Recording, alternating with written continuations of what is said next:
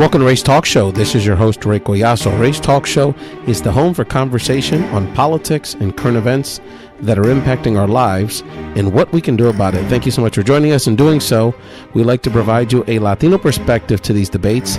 55 million Americans, including millions and millions in Texas, Florida, and Puerto Rico, have something to say, and we don't hear it nearly enough. Again, thank you so much for joining us. You can subscribe to Ray's Talk Show on iTunes, Stitcher, Spotify, SoundCloud, anywhere you can find a podcast. You can check out our website, rayspodcast.com. That's RAYS podcast.com, or at Ray's Podcast on Twitter. You can also email the host, Ray Collazo, at podcastrays@gmail.com. That's podcastrays@gmail.com. Shout out to Latina Geek on SoundCloud, who mentioned, you shouted out my home state of Washington. Of course, Latina Geeks, we always appreciate you and all of our listeners. On episode 258 of Ray's Talk Show, we get on-the-ground updates from the Ray's Talk Show community in the aftermath of Irma and Harvey. Of course, we can't forget our folks in Texas. They're still recovering, and we have to be diligent. This process in both the Gulf Coast, on both sides of the Gulf Coast, is going to take years, not days.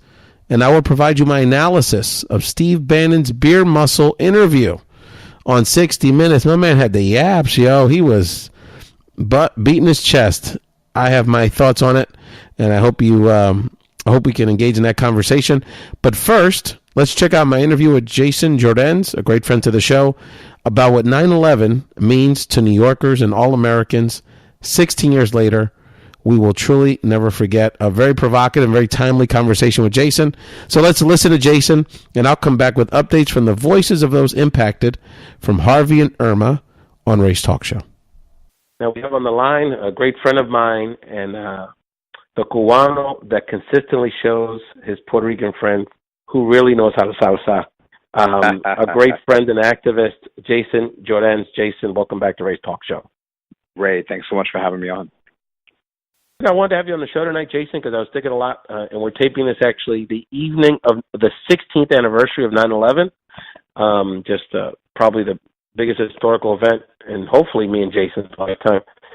Jason, can you start with sharing the story you shared today on Facebook, which brought me to call you today about the day of 9/11 from the perspective of you as a New Yorker, and just as importantly, if not more importantly, your parents and your family. Yeah. It's amazing for me to hear you even say 16 years has passed by since 9/11. It's just, that in and of itself is just an incredible thing. As I woke up this morning, I was just reflecting on the time that's passed and that beautiful morning and all that led up to it. And it had me thinking about a bunch of stuff having to do with my family. I'm a New Yorker. I grew up in the Bronx and then Brooklyn.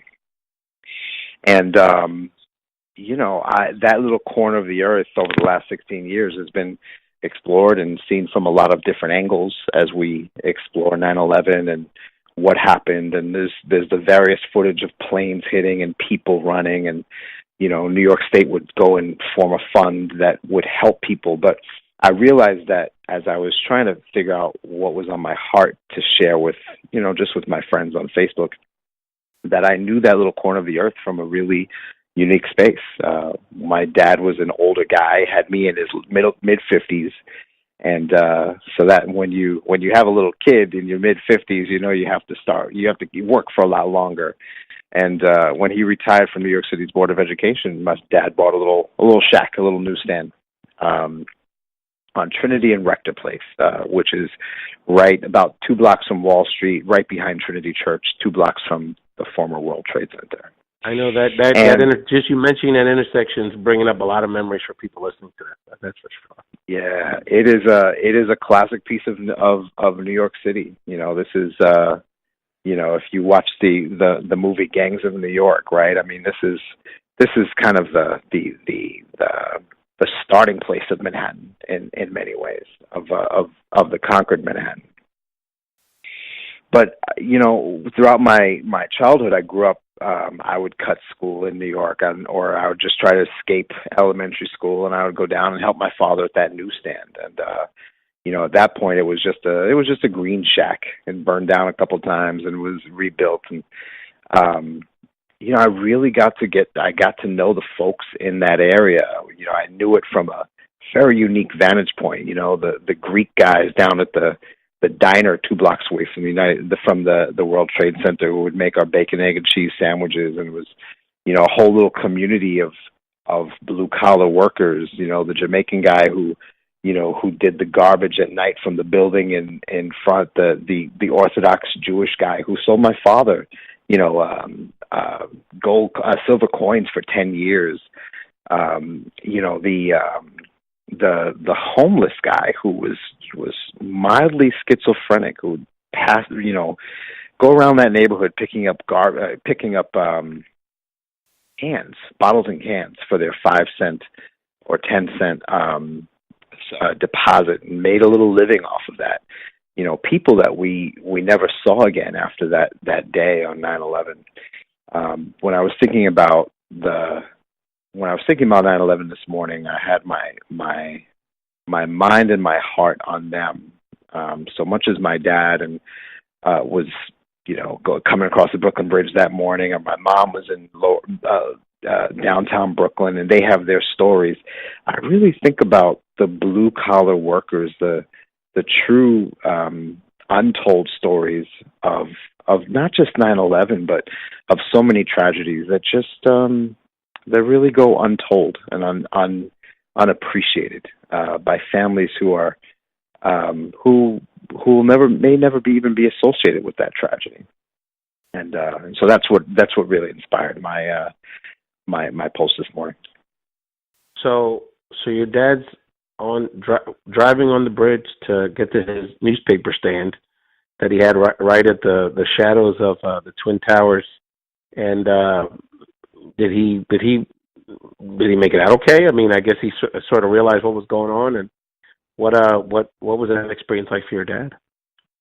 So good thing is, and my dad is an older Cuban guy, which meant he was late for everything. And so he was a little late that morning, and this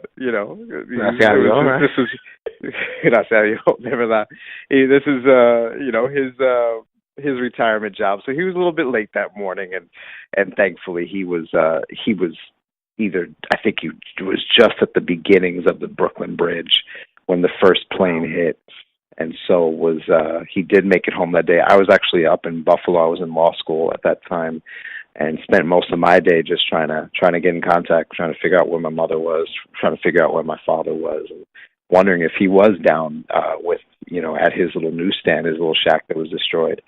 And luckily he was not there that morning, like so many others that have very similar eerie stories about, just missing out on death or destruction or just being badly hurt. Yeah, no. The other thing, and it's please. The other thing I was reminded of, of so much that has changed since that time. You get on a plane today, and there's certain things that you expect, right? Certain inconveniences and certain safeties, but also the structure of New York. This shack that my dad had, where he sold newspapers, was even a relic of the past. In Giuliani's New York, that same shack is now a very standardized kind of metal box, from which you sell newspapers and candy and cigarettes, and it is much reminded me of the change in New York as well. Just thinking about that shift and how much that neighborhood has changed. Yeah, and it comes to mind thinking about why it why it meant so much to all New Yorkers, and particularly the people in our network, is that, on some level, it even if you were a blue collar worker that worked down by the towers, it was a benchmark in someone's life and career. On some level, I think if you had an uncle or a friend that worked in the mailroom or just any capacity, on some level, you sort of made it as a New Yorker if you had a job down there or were able to experience that part of the city.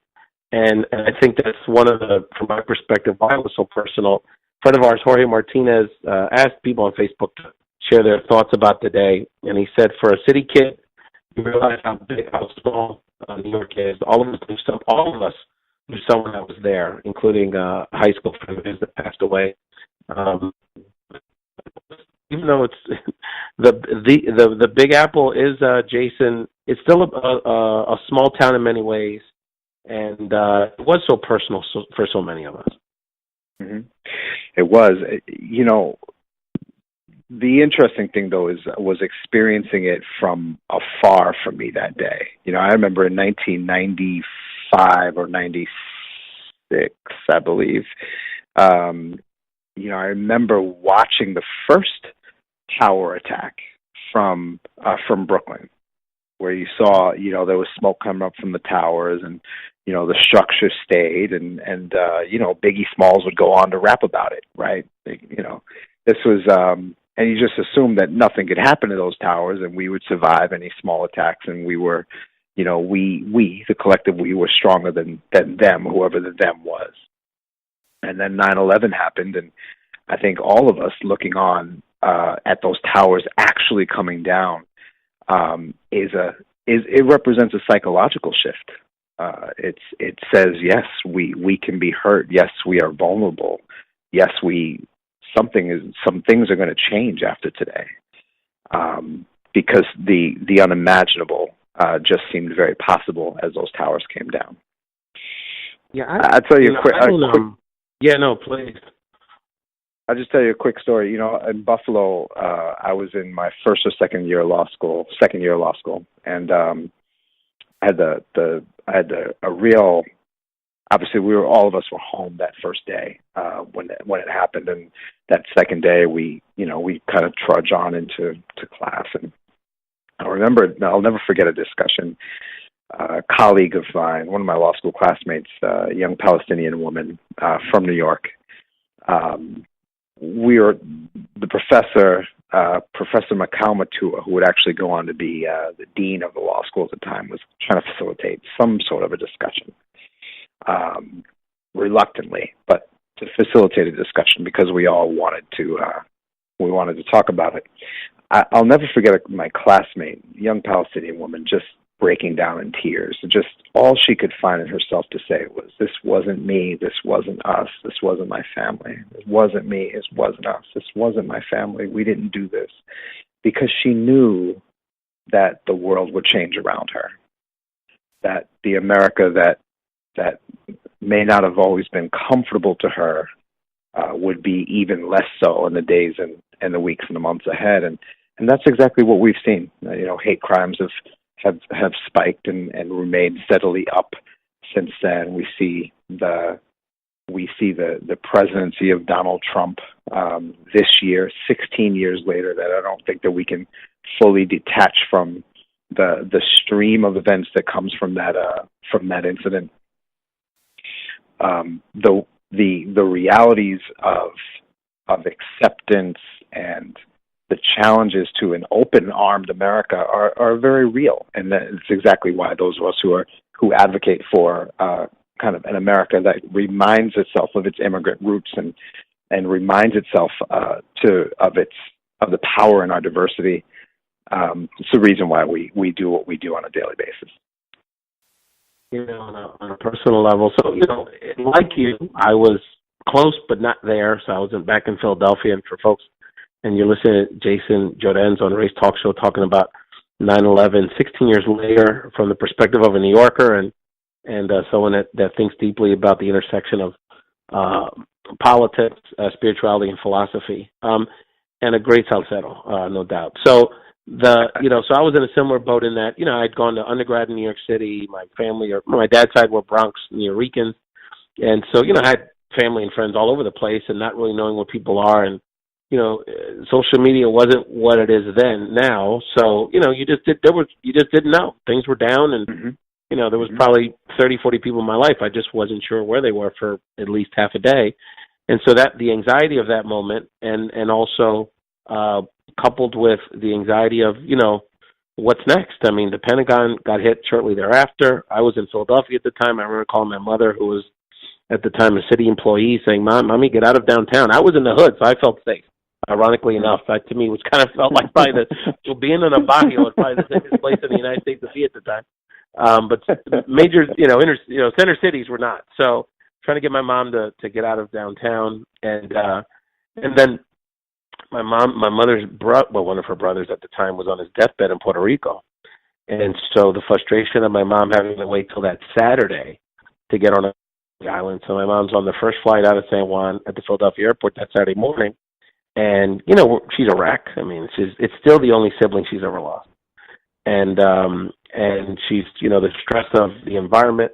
And I tell you, in that couple hours in line trying to get her on this plane, I've never felt more discriminated against, and nobody said a word to me. It's just because we to the untrained eye, we look like Middle Eastern people as much as we look like Latinos. The looks I got and just the fear I saw in people's eyes of people that look like me. I'll never forget it. And in an odd way, it sort of brought me closer to the Muslim Middle Eastern community and understanding their plight as immigrants and how they get impacted every day by this war on terror and the xenophobia, and how since then it then was a prelude to starting in 06, 07 with Lou Dobbs and Fox News to Latinos being arguably as big a target now. And it's from a looking at it from a historical political perspective, our country's really still not recovered. I mean, economically, it led to some unthoughtful decisions on wars and forget the policy part of it. It blew a whole lot of money. It wasn't necessary. It didn't really accomplish much. Doesn't accomplish much, and it just created more division in our world. And the xenophobia. Look what it led to. President Trump probably in office without that happening 16 years ago, and how our leadership at the time handled it. Adina Potter, a friend of ours from D.C., wrote on our Facebook reflection, what it reminds me of today is the humanity of the aftermath of 9/11, the compassion, the caring, and the small acts of kindness and unity. And we saw that, right, Jason, over the last 10 days with the storms, in the Caribbean and in Florida and in Texas. And I know that I made sure I tagged my Cuban friends to say, look, we got to, let's make sure that we can do what we can to at least find out what's happening in Cuba, because of obviously the communication and the social media is not going to be the same. But, whether you're in Barbuda or Beaumont, Texas, it's about humanity, right? So it is sort of ironic that the anniversary brings us back to a place that we've kind of been in over the last 10 days with the tragedies, with these forces of nature, but the incredible spirit of humanity that we've seen, and you and I have seen from a distance, right? But that is taking place every day, whether it's the Caribbean or the United States. Absolutely. I think some of the acts of service and community I see in Houston. A friend of mine, Rolando Rodriguez, with his firm Trill Multicultural, has been out, and I think they raised I want to say $20,000 or something like that of their goal, and they're just going out into a community that they know, buying supplies, thousands of dollars worth of supplies, and distributing them to places that they know will not be gotten to, by the Red Cross or by even existing charities. And I think whether it's not, we're talking about 9/11, Houston after the storm, Florida after the storm, Barbuda, Cuba today, there are everyday heroes that I think that we don't hear about, that we'll never hear about, and those are those moments that really that inspire me. I guess this goes to the philosophical question that I think you're alluding to here, but in the end, we are all bound by our humanity, and these sort of events do bring us together and that give us an opportunity to go out and be heroes in big and small ways. And that is the little bit of the silver lining in some pretty tragic moments going on around us in the world. Yeah, and I encourage people to listen to the episode we did last week with Conchita Reyes. Conchita's a friend and sort of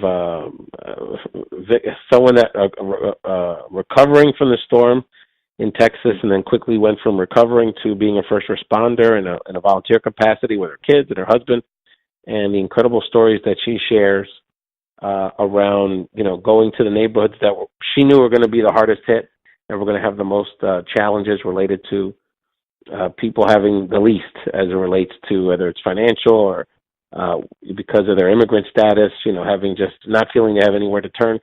So just the stories of she said, Jason, she knocked on a door in an apartment complex somewhere in Houston. People can listen to the episode. And she said to a young woman in Spanish, ¿qué necesitas? What do you need? And she lifts up a blanket and she said, you have diapers? She had a 2-year-old during the storm. The child was 2 days old when she got to her. Gosh. You can imagine. And apparently that's been happening because the stress is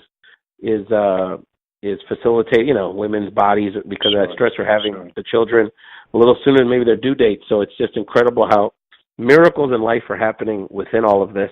And you're listening to Jason Llorenz on Ray's Talk Show. Jason, anything else in your mind? I know, I know this is like a twisted thing to say, but the storms have given me a mental break away from this clown in the White House, and he's had enough heart to kind of just be quiet for a couple of days. So, I know it's just a crazy time. I mean, at another time, soon, we're not going to ignore it like Scott Pruitt, but, there's a big environmental story here that needs to be discussed and how that impacts our communities. But if there's anything else, Jason, on your mind related to where we're at on the anniversary of 9/11 and where we're at in this moment in history?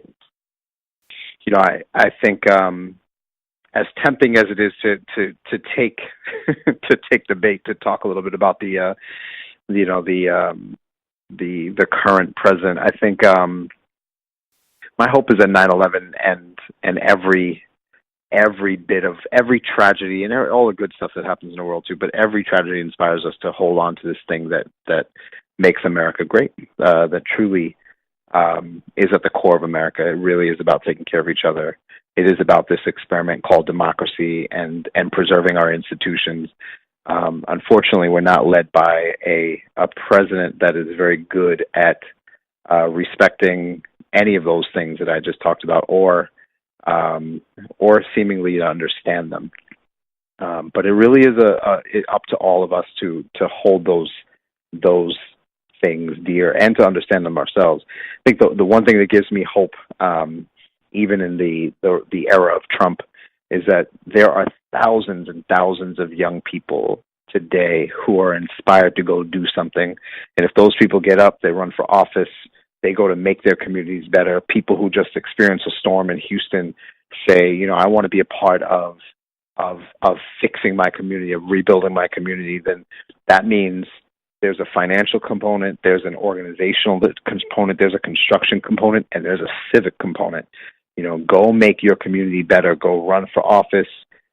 Volunteer, be an alderman. Work with your church. Go get voters together, because ultimately, what will make our communities strong way after the floods and for the future to be able to sustain ourselves in whatever tragedies to come is ultimately civic and political leadership. And that is the one thing that I hold on to, even in the midst of watching the current White House, that 20 years from now, the next generation of leadership will be firmly in place and will be leading us into something greater. Where can people find you on social media, Jason? Please tweet me at LorenzESQ, at LLORENZESQ on Twitter, and definitely will hit you back. And Ray, let me just say before you let me go, I just want to just say thank you for what you do, for telling Latino stories, for hosting a podcast. I know it's not easy. It's more art than science, and I just really appreciate what you do, the people you feature on your podcast, and for you for being at the vanguard of this free and democratic audio movement. I appreciate it, man. It's like I tell people sometimes being John the Baptist sucks because it takes a couple of years for people to kind of get what you're saying. But now podcasting's in vogue, and now I can just kind of say, well, I kind of told you so. But anyway, no. But I appreciate that, Jason. Hey, look, doing it, being able to look. I started it and I said this many times on the show. I started it because I felt greedy because I'm like, I know people like Jason and Charlie and all my homies and homegirls around the country. I said they have so much to share, not just about politics, but about everything. And there's so much good people. I mean, these tragedies and nature showing us the goodness of humanity here. We can go on and on and on about the stories of coast to coast of people helping each other, and it's amazing how that no racism, none of that's a factor when it comes down to it, right? But I just wanted to share these people, so I'm sharing you, Jason, and I appreciate you being so generous with your time and your thoughts, and just a wonderful story about your parents today, and all the best to you, brother. I'll see you soon. See you soon, too, sir. So now a few words on Steve Bannon, President Trump's former chief strategist and Breitbart CEO, went on 60 Minutes for a rollicking interview this past Sunday with my main man, Charlie Rose. There's a ton in there to chew on, and I encourage people to watch the interview and check out the highlights online. But I wanted to hone in on a few areas that I think are important for us and our community to note moving forward, because these are the lines of attack that he's projecting very clearly for us, and a few thoughts on how I think we can combat them. So I'm going to keep it 151 on this for y'all, too. I'm going to keep it real. There's a few things he said that had a little truth in them. And so I want to also incorporate that into my comments. Don't take that the wrong way. I ain't down with this guy. He's pure evil incarnate. But, to understand these people, you got to understand that he's weaving in tidbits of truth in a way that can stretch and help his logic. And quite honestly, one of my main concerns is that he's doing it in a way that I think will remain attractive to Trump's base. So the first line of which has gotten a lot of attention is his quotes related to this pushback from the Republican establishment about Trump's presidency. Quote, the Republican establishment is trying to nullify the 2016 election. Quote, they do not want Trump's populist economic nationalist agenda to be implemented. The swamp is a business model. It's a successful business model. Bannon's right about all that. Yes. Establishment Republicans, and we'll keep it real, some establishment Democratic leadership, they go along with these policies that allow this continual income inequality, whether it's juicing up our young people with student loans and tax policy and other policies that continue to create this, really the core issue of our country right now from an economic perspective. Why are the disgruntled on both sides choosing this seemingly outside the box extremists, however you want to say it, alternatives? The left, Bernie Sanders, stronger than ever, by the way, I think. And we'll talk about that in future episodes. The right, placing a bet on Donald Trump. Those are people that are disgruntled. Those are people that are desperate. Those are people that are frustrated, and because they see they ain't blind. They see that D.C. is a big money hustle for a lot of people. I'm going to tell y'all, I'm going to keep it real. I'm in the business. I'm not LeBron, but I'm in the league. Okay? I'm a political, professional. I'm going to keep it real. I've been in Vegas on weekend excursions with members of Congress and lobbyists. VIP all day, baby, popping bottles. I've seen it with my own eyes. These are good people. These aren't even the slimy guys. But it's just the way the system is set up is that an interaction is unavoidable or very difficult to avoid, nearly impossible. But there is a major flaw in Bannon's logic, the way he's presenting these arguments. And I want y'all to be clear on this. Just because he's presenting, A plus B doesn't equal, A plus D doesn't equal J, okay? So just because that exists, but this is the issue. Maybe draining the swamp, maybe, and I don't think it is, but maybe that corazón, maybe Bannon really believes in that idea that economic populism and all that. But let's keep it real. Surely hell ain't Trump's.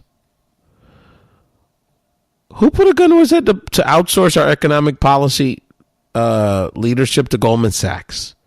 When is Trump in his life, forget the presidential run, when is his life easy ever showed an interest in helping working people? During Harvey, he was selling hats. So Bannon's logic, takes a dump there, because there's rhetoric and there's reality. We all know Trump ain't down with that. Other than the China policy piece, which I do believe he believes that, there's an imbalance there, which there's some truth to that. I don't think from a domestic perspective he gives two damns about it. I'm going to keep telling y'all until you listen. He certainly don't give people about personal color. He's made that real clear. We're the enemy here. But for those people that feel like that xenophobia gives them comfort and protection, he don't give two shits about you. Keep it real. By the way, Bannon is a creature of Wall Street and Hollywood. And if you know the reason why Bannon has this little play with Breitbart and, this access with the White House and Trump, I almost think he literally sucks on the titty of a billionaire named Robert Mercer. Look him up. He's the nut job billionaire behind this whole mess. Trump and Bannon and Kellyanne Conway. He funds Breitbart. So spare me the wannabe trucker persona, motherfucker. And on to where I think Bannon really shows his true colors, where he justifies his anti-immigrant stances. This is really the part that, of course, infuriates so many of us, but is the part that we have to study and understand the approach and how he's getting, again, Trump's base to really buy into this. Quote from the interview with Charlie Rose, Steve Bannon, I think what we have to do is focus on the American citizens. Quote, I think as the work permits run out, they will self-deport. Very Mitt Romney-esque, that comment. Quote, there's no path to citizenship, no path to a green card, and no amnesty. Amnesty is non-negotiable. As if he's in Congress, as if he's the president, as if he has, he has any say in this on some level. You couldn't be more dead wrong. America was built on her citizens. This is where Bannon's full of caca. Lleno de caca. Why are we even really talking about immigrant issues as much as we do? I mean, let's keep it real. Let's keep it real. And, does the immigrant issue or undocumented immigration really is what we're talking about, supposedly, right? Even though they've already said they're not for legal immigration either from Latin America, and the Africa and Asian those places. I mean, look at the bill that was proposed by Tom Cotton that President Trump supports. At the end of the day, is undocumented immigration a problem? Sure, of course. It's 7 million people, even though I would argue over a 30-year period, it really isn't that many if you really think about as big as our country is. And we have, thousands of miles of borders with other countries. And this is a place people want to be. In another world where we actually had sane people dealing with this issue, this would be relatively easy issues to deal with. You figure out a way to, tighten up the borders in a way that's cost effective. Certainly not a bullshit wall. You certainly take care of the dreamers. I mean, they're some of the best Americans we have in our country. And for the rest of our folks that are here, we figure out a manageable way so they can, pay a fine, pay punishment, and everyone feels like they didn't bust up in front of the line, and tighten up some of the other areas of legal immigration, particularly the process of coming to this country legally for many people is very cumbersome to the point where that spurs on people coming in an undocumented status. So, but why is it built up in the first place? It's because it is this boogeyman, this demon that the right-wing media, the Breitbarts, the conservative radio, Fox News has created around really the face of demonization being the undocumented immigrant, but essentially it's Latinos, because they're your average person doesn't know the difference. Even amongst Latinos, I don't know who amongst my friends is citizen or undocumented or immigrant.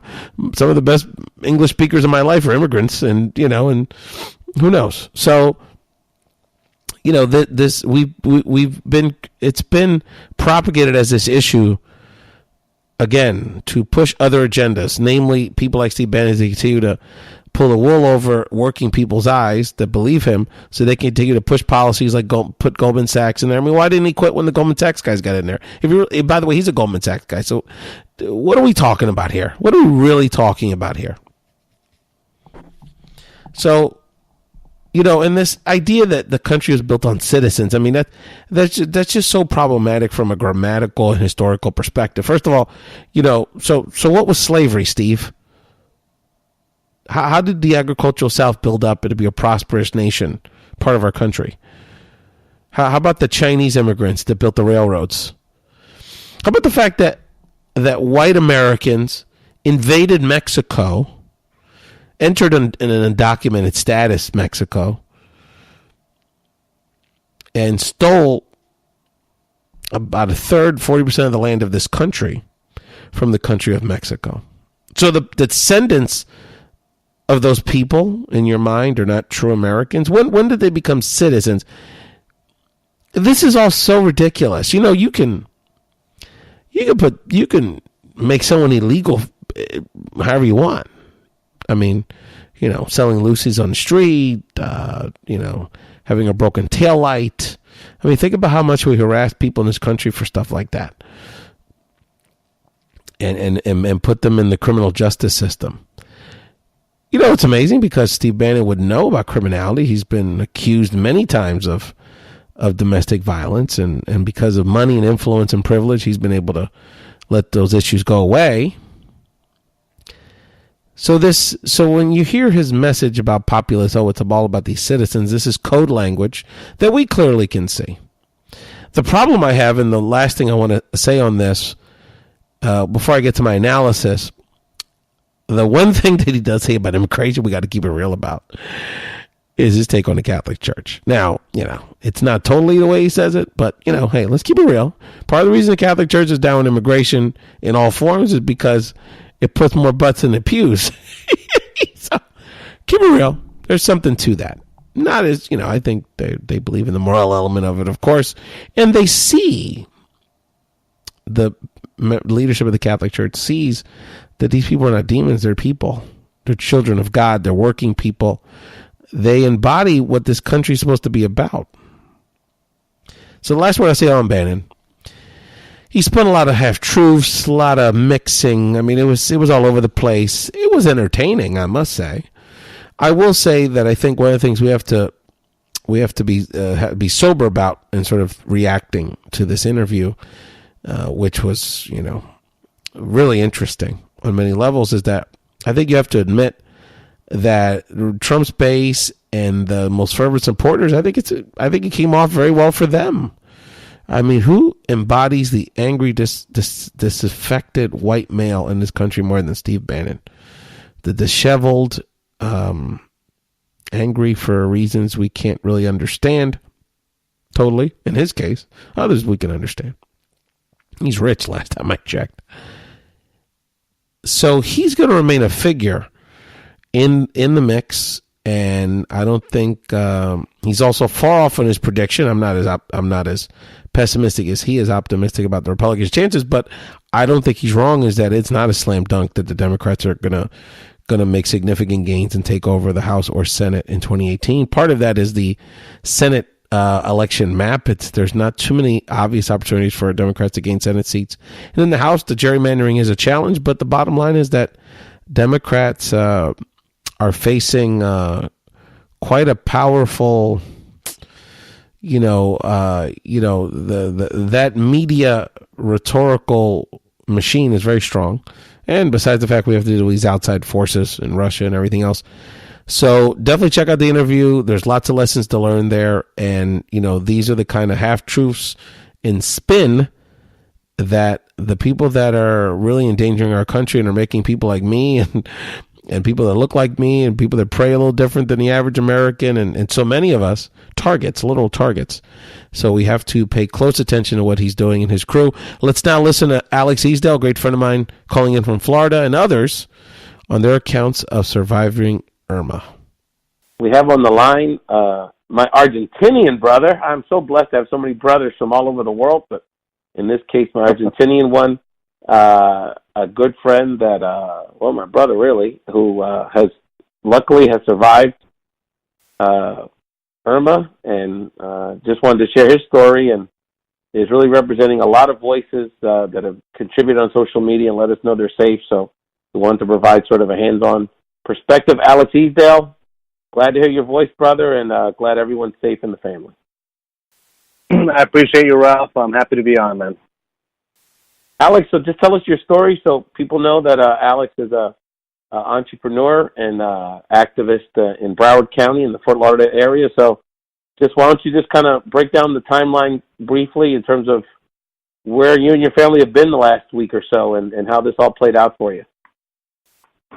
Okay, so things have played out well for us. We were very fortunate. We suffered obviously no injury. We've suffered a place little bit of damage to our hurricane shutters, but nothing. We have electricity, so we're very fortunate. And I'll get into a few numbers that I've just read about in a minute. But so we're just blessed. Unfortunately, a lot of people aren't, and we're gonna go out there. We just got home last night, very late, so we're gonna get out there, start helping people and do what we can in our community. But what happened, Ralph? This was early last week. It was pretty imminent that it was headed over here. Started to do a lot of damage in the Caribbean and different areas. And, we decided to go. So we decided. I have one of my brothers lives in Tampa, so we all decided to board up his house and get out of there. And we had other family in Jacksonville, which is in the northeast, I guess, corner of the state, right next to Georgia. And we ended up over there, and that's where we stayed and rode out the storm. At the end of the day, Jacksonville got hammered pretty badly. The entire state, Ralph. This hurricane, I'm sure, as you know, is bigger than the state of Florida. So every part of the state got hit pretty hard. Some much more than others, especially the Keys and places like Naples and Southwest Florida have a lot of damage.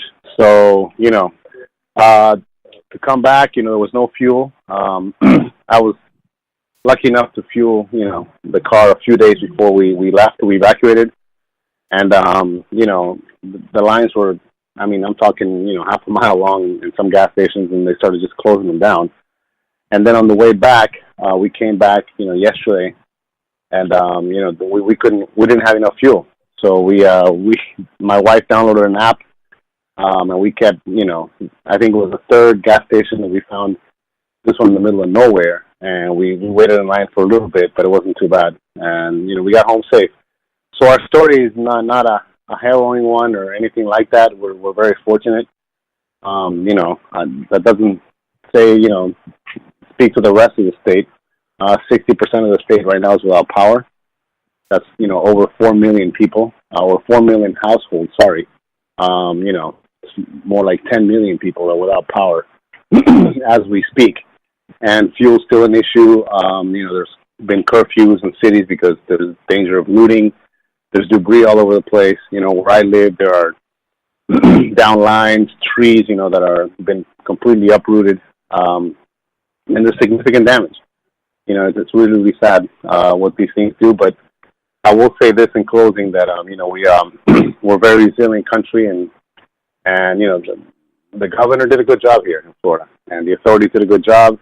They've given people plenty of warning, asking people to evacuate if they had to evacuate. So I think overall, it worked out great. It worked out better than it did in some of the islands in the Caribbean, that's for sure. But it is unfortunate, and I want to note that I think it's 17 people, last count, lost their life here in the state of Florida. Over 20 in the Caribbean, several, I think 3 people in Georgia, 2 in South Carolina that have been confirmed. So, it's a very unfortunate event. And on the heels of, Harvey, I think it's hitting, it's hitting close to home, some of these environmental issues that we have. And a mutual friend of ours, Juan De La Torre, chimes in on Facebook that, he's lived in Florida his whole life. He's seen Andrew, Francis, Matthew, on and on and on. He's never seen a storm affect the entire state like this, and he can just imagine the toll is going to could even exceed Harvey, just because of the geography of it truly being a statewide storm.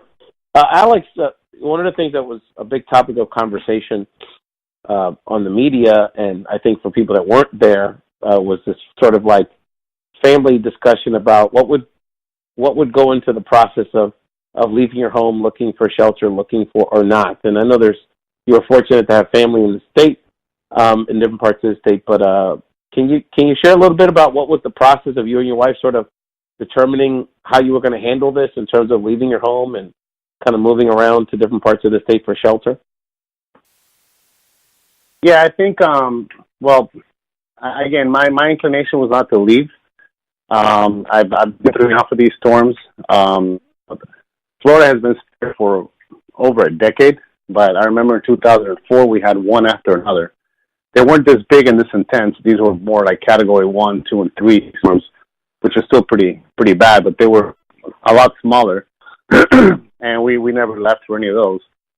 2005, we had serious damage to our home, with Wilma, which was actually, I believe it was a late October hurricane. And again, we didn't evacuate then. This time, it's just Category 5 storm. When you've seen what these things can do, even at a Category 1, Category 5 is catastrophic. And when we started seeing some of the damage, in some of these Caribbean islands, I really started thinking, okay, where do we go? And at the minute, it was coming down here. But again, these models track them, and they typically, don't always end up where they're expected to go. And sometimes they could turn last minute and go somewhere else. I figured, the safest was north. So my thinking was, we're going to go to Tampa, wait it out there for a day, and then if we need to go again, leave the state. I have friends and family in Atlanta as well who were offering us to come, and we ultimately ended up going to Jacksonville. We were in a very sturdy house, a very big house with a lot of family and my brother's family and so on. But thinking, I didn't want to leave. It was hard, but at the end of the day, it came down to, I'm concerned about my family's safety, and I decided that that's the best move to make. The shelter is a good option for people who don't have the alternative, but sometimes they fill up. So. But yeah, that was the thinking behind it. Yeah, no, and these are moments when we really realize how fortunate people like you and I are, Alex, that we have those kind of options, and why it's really important that, we're thinking about, sort of community planning policy. We always keep in mind, who, whether it's seniors, which obviously is a big, significant part of the Florida population, immigrants, or just people that just don't have the means, don't have family, don't have the kind of transportation to get to Jacksonville from Miami. Wouldn't be able to sort of wait out the gas situation just because, so we have to count our blessings. And you listen to Alex Easdale, a Florida resident, a good friend to the show, and just sharing his experiences. Nanmadi Zapata, another great friend of ours. I think Nanmadi's having a baby, or just had a baby. Really, she's based in Orlando as well. She shared with us just all of it really speaks to, while there's lots of gains the state's made, the building structures related to disasters and hurricanes, there's still a long way to go. I mean, the fact that you basically have only 2 highways to get around statewide, and in such a large state population-wise, and wetlands and evacuation routes, on and on and on. There's still a lot of building out and challenges that Florida has. Alex, I would imagine this was a harrowing experience for your kids. What lessons are you, as a parent, trying to bestow on them in this moment, and what's this experience been for them? Well, the lessons are, that you have to think with a cool head. You can't let panic overtake you and then make rash decisions. Hurricanes aren't like, some other natural disasters like earthquakes, where there is a lead time with a hurricane. So the decision making, I think, is an important lesson for them. The fact that, we were calm throughout, so, we weren't transmitting, nervousness to them, which makes everybody even more anxious. And just show them that you love them, and and tell them that this is not a vacation. This is for real, and we're trying to get out of harm's way, and they, just talk and communicate to them. They're very smart. They understand, and they'll follow your lead. But I think calm is the biggest lesson for me, is just to be calm and just to think things through. And then, when you make a decision and you live with it. We went to Tampa, and then it turned out, well, maybe that wasn't the best place to go. So we got up and helped my brother, and then we went somewhere else. But, at the end of the day, safety, and then on the way back, when we couldn't find gas, had less than a quarter tank, and I'm on the highway, and we kind of in the middle of nowhere. So I'm thinking, okay, we're going to stay in a hotel, let's start looking, ask my wife to start looking at hotels, start started thinking, okay, we're going to just go to a rest area and stay in the car. I mean, we were heading south as I was heading north, so that wasn't a danger anymore. So now it's just a question of trying to get home, and if not, what's plan B? But for people who can't leave, again, in this country, the resources are there. The information is there for people. If they have to go to a shelter, they have to go somewhere else and get help. I think they did a good job in communicating and giving people resources. I mean, the information is there if you need to act and move, And there's people, like to stay home. West Palm Beach, he decided, he's got a pretty sturdy house, and he said, I'm not going anywhere. And he boarded up, and he wrote it out. So, at the end of the day, he had an easier time than I did. But, each person makes the decisions they think is best for the family. Vanessa Rivera, another great friend of the show, she's in the Tampa area. She recounts a story that she shared on Facebook with us. There was a moment where we took refuge with my mom in our bedroom closet because there was a tornado warning. That was pretty scary for the kids. I took this as an opportunity to teach my daughters about being prepared and the importance of resourcefulness. I teach them that they have a special skill set as Puerto Rican women. We survive. We don't give up in tough situations. Amen, Vanessa. She also gives Bill, your elected officials, like Governor Scott, shout out. She also thinks that the state government's done a good job. Alex, for people that are not, don't live in Florida or Texas, what other final messages do you have for our listeners about this experience you'd like to share? Well, a lesson learned for me, I wasn't prepared enough.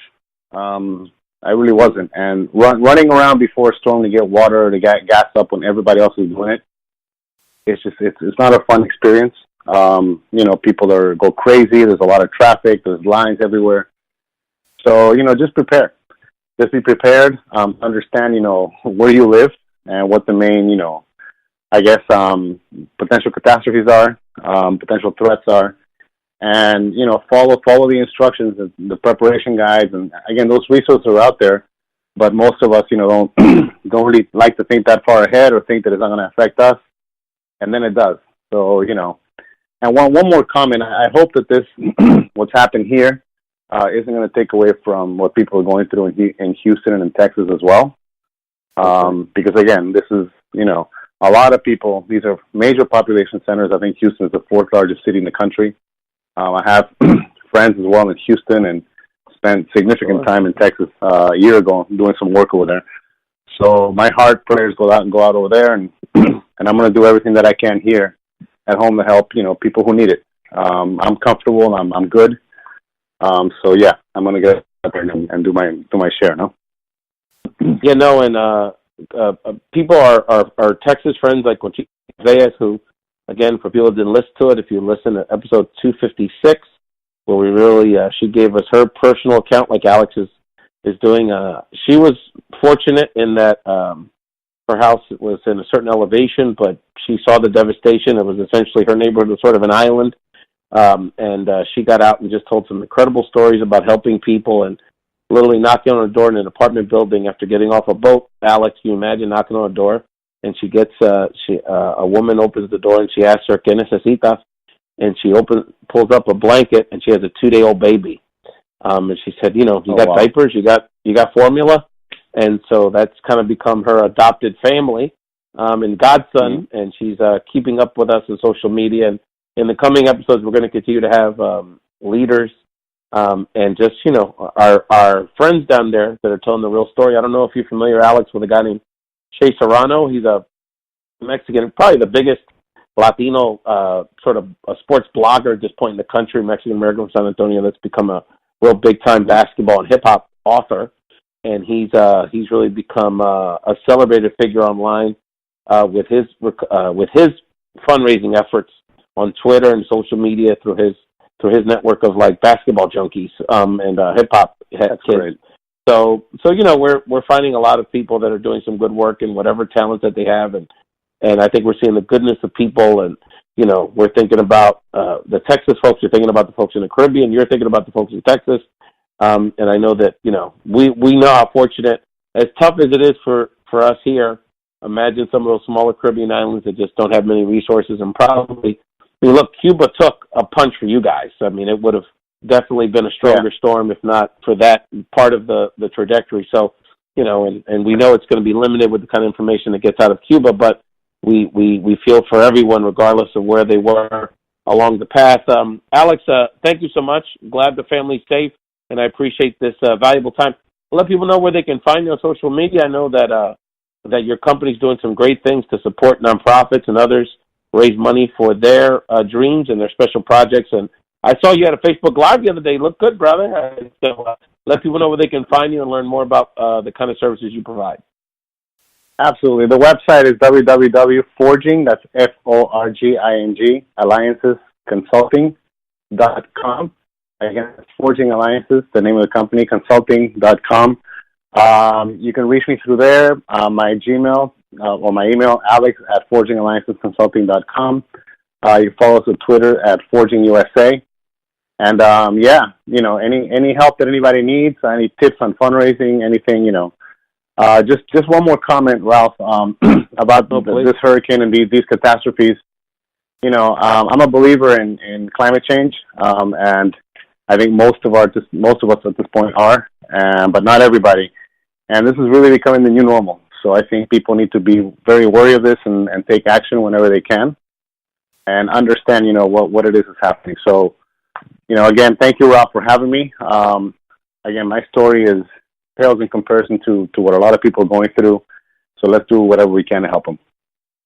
And in the midst of this, we had a hurricane, earthquake in Mexico. We have incredible heat wave in the San Francisco Bay Area. It never gets hot in San Francisco, and it's been 100 degrees multiple days, high 90s, well into September.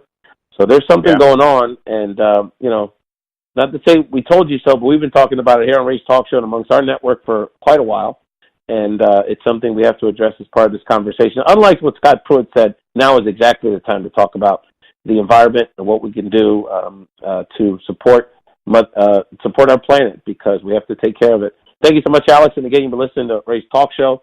Thank you for all my guests this week, and if you like what you hear, you like this kind of conversation, talking to people, not only about the issues impacting our community, but what we can do about it and how we can get more involved in addressing these concerns, and especially from the perspective, and some perspectives from the Latino community. You can check out all of our episodes on iTunes. Please subscribe, leave us a review. That helps us move up the ranks and more people get exposed to what we're doing here. Anywhere you can download a podcast. Spotify, Alex, we have a big, we actually have an Argentinian following on Spotify. Whoever those 17 people are that listen to every episode, I love them. We love back at SoundCloud, Stitcher, iHeartRadio, TuneIn, anywhere you can download a podcast. You can check us out on rayspodcast.com, at Ray's Podcast on Twitter, and you can email us at podcastrays@gmail.com. That's podcastrays@gmail.com. Email us topics, shout us out. Leo Perales, a gentleman from Washington State who's got his own podcast on local Latino issues in the far northwest, Alex, and we're going to have him reached out to us, likes what we're doing, and we're going to have him on the show very soon. Alex, stay safe, all the best to the family, and we look forward to working with you, as always, brother. Hey, thanks, Rafael. Take care, buddy.